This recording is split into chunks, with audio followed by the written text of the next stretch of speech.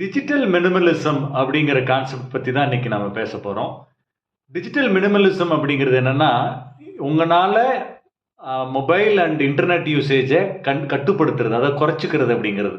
2 விதமான கான்செப்ட் சொல்றாங்க. ஒண்ணு digital minimalism, another one is digital detox.